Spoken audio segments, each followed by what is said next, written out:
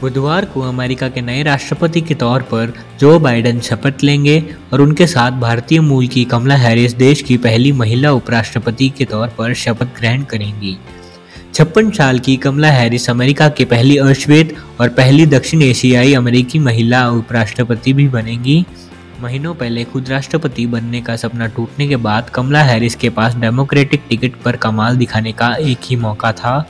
एक साल पहले कैलिफोर्निया के सीनेटर ने उम्मीदवारों की भीड़ से अलग छाप छोड़ी थी, लगातार कई बेहतरीन भाषण भी दिए। यही नहीं, राष्ट्रपति पद की रेस में उन्होंने अपने प्रतिद्वंदी जो बाइडेन की आलोचना भी खूब की। लेकिन 2019 के अंत तक उनका प्रचार अभियान ठंडा पड़ चुका था और ऐसा लगने लगा था कि उनकी उम्मीदों को बड़ा झटका लगा है। लेकिन ये उनके सफर का केवल एक मोड़ ही था। जो बाइडेन ने उन्हें उपराष्ट्रपति पद की उम्मीदवार के तौर पर चुना, वो एक बार फिर चर्चा में आ गई।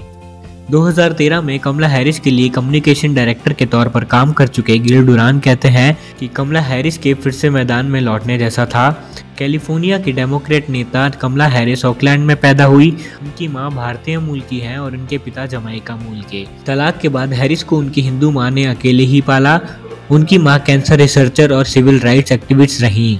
वो भारतीय विरासत के साथ पली बड़ी, अपनी मां के साथ भारत आती रहीं। लेकिन हैरिस बताती हैं कि उनकी मां ने अमेरिकी अफ्रीकी संस्कृति अपना ली थी। अपनी दोनों बेटियां कमला और माया को भी इसी में रखा। उन्होंने देश की चर्चित हार्वर्ड यूनिवर्सिटी में दाखिला लिया। यह देश के ऐतिहासिक कॉलेज और यूनिवर्सिटी में से एक है। इसे वो जिंदगी का सबसे रचनात्मक अनुभव बताती हैं।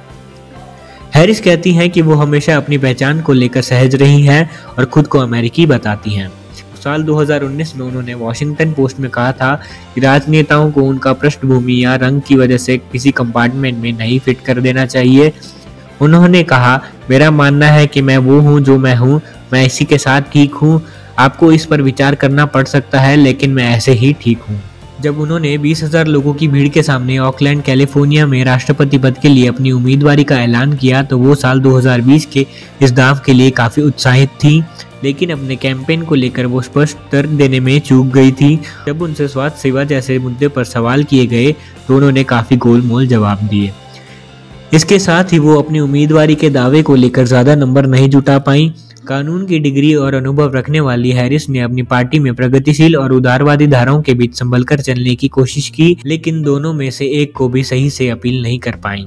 दिसंबर में उन्होंने अपनी उम्मीदवारी खत्म कर दी। इसके कुछ समय बाद 2020 की शुरुआत में डेमोक्रेटिक्स का पहला उम्मीदवारी कॉन्टेस्ट होने वाला था। मार्च में हैरिस ने पूर्व राष्ट्रपति का समर्थन किया और कहा कि वो अमेरिका का अगला राष्ट्रपति चुने जाने पर हर मुमकिन मदद करेंगी। चुनाव अभियानों के दौरान कमला इज अ कॉप वाक्य का खूब इस्तेमाल हो रहा था, जिससे प्राइमरीज में ज़्यादा लिबरल डेमोक्रेटिक बेस हासिल करने में उन्हें मुश्किल हो रही है। लेकिन यही चीज़ें उन्हें आम चुनाव में तब ज़्यादा फायदा दे सकती हैं जब डेमोक्रेट्स को और ज़्यादा मॉडरेट मतदाताओं और निर्दलियों पर जीत की ज़रूरत होगी। इस वक्त अमेरिका में नस्लवादी घटनाओं और पुलिस की बर्बरता पर बहस छिड़ी हुई है। ऐसे में हैरिस को अपने अनुभव का फायदा मिल सकता है। कई टॉक शो में उन्होंने कहा है कि पूरे अमेरिका में पुलिस के काम के तरीके में सुधार होना चाहिए। ट्विटर पर उन्होंने उस पुलिस अधिकारी की गिरफ्तारी की मांग की जिनके हाथों 26 साल की अफ्रीकी अमेरिकी महिला ब्रेओना टेलर की जान चली गई थी।